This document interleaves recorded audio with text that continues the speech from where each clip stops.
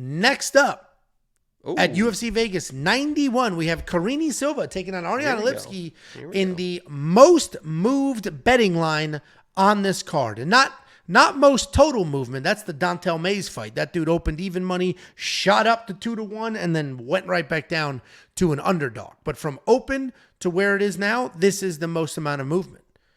We have from minus 115 to minus 150. It's not spectacular movement, but at one point in time, Karine Silva was plus 118, and Big Daddy Bo got a little taste of that. But we'll talk about that in a minute. We got Karine Silva, 17-4 overall. She is 5-0 in her last 5, and she is riding an 8-fight win streak. She's taking on Ariane Lipski, 17-8 overall, 4-1 in her last 5 on a 3-fight win streak. What I will say, I picked Karine Silva. I bet on her at plus 118. If you're a premium member, you saw that bet and you got those spectacular odds that are now gone.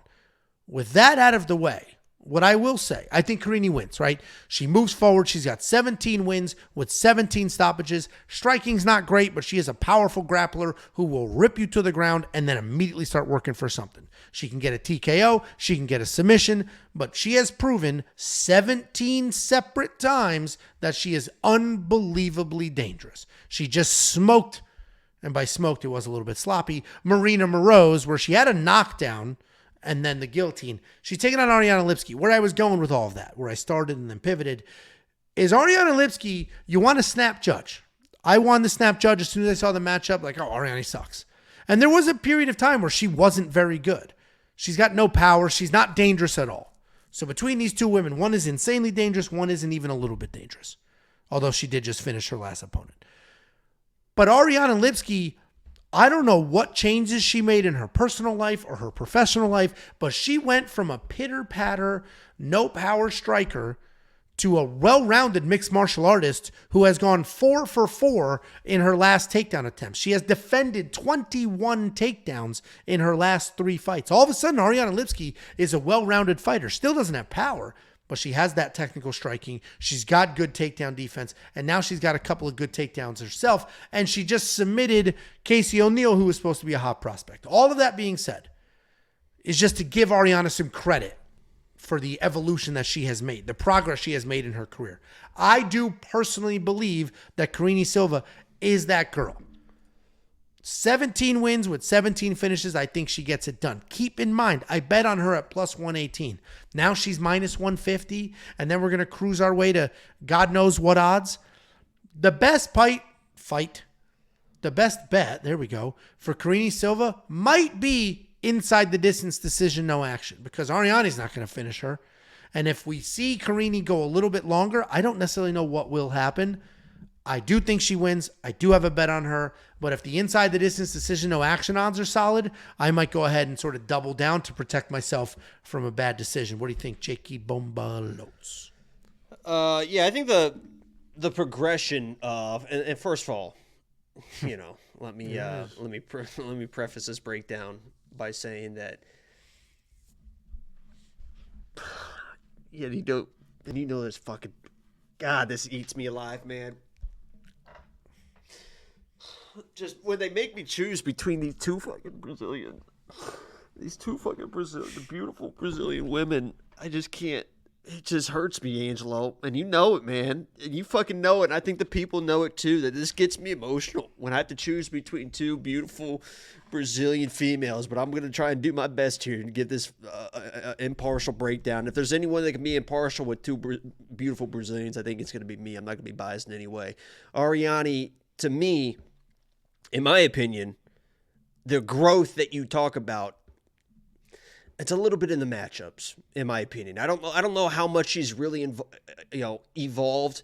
Definitely in the takedown defense, she definitely cleaned that up. I mean, she was kind of smoked a little bit early on, and she's definitely cleaned that up. But with the striking, when you're fighting like a J.J. Aldrich, you know, you can win those exchanges. When you're fighting a Melissa Gatto and you're defending the takedowns, you can win those exchanges. When you're fighting a Casey O'Neill who's looking sloppy and stuff, you can win those exchanges, right? And she was doing what she needed to do.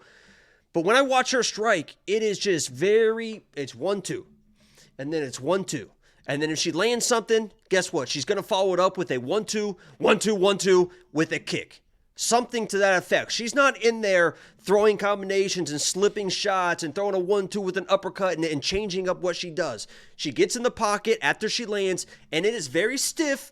It is head on the center line, and it is just throw pop, pop, pop, pop, pop, pop. And she tries to throw volume, and then she gets out of there. Against the people she's been fighting, she's had success doing that. Against a guy like Karine Silva, who only engages when she wants to engage, that's very dangerous because she will wait for you to blitz in and she will be there with a counter shot. She has all these first-round finishes, but she doesn't fight like a typical first-round finish type of person.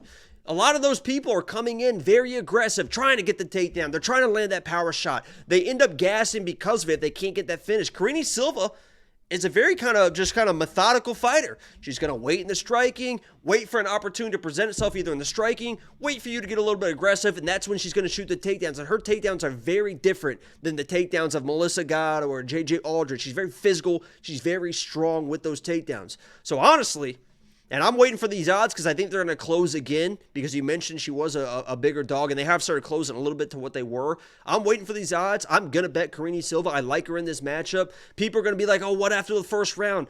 I don't think it's going to be an issue. She doesn't fight like she's going to have an issue.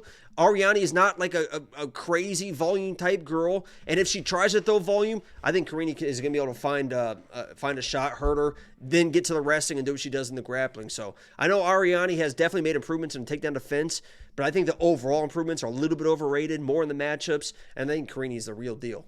And I think she can lie for a finish here. There you go. I'm surprised you're that squarely on her side. I thought you would be worried and when she and throws see those braids in, yeah. Jesus Christ, is that fucking... Oh, my God. I thought you would be worried Jesus about... Christ, both these girls. This is going to be fucking... This live stream is going to be one to tune into for this one. There you go. Hands on the desk. Christ. I thought you would be impressed with Ariane's recent win over Casey O'Neill and be like, Casey you know what? Like shit, dude. She did look like bad. She did look bad. But she was a prospect, and that's 3 wins in a row for Ariane, and she has sort of reinvented her career. But I agree. I don't think it's going to be enough here. Karine Silva, $8,500 in DraftKings, probably spectacular value, especially if she gets her 18th finish win. If you want to check out the picks, the bets, the round line leans, and more, WeWantPicks.com. Click Become a Member. It is only $10 for an entire month. Before you go, let me give you $50. Anybody who goes to WeWantPicks.com/bets and signs up with any one of our affiliate partners gets $50 as a thank you. Use the link, sign up, make a deposit. We send you $50 as a thank you.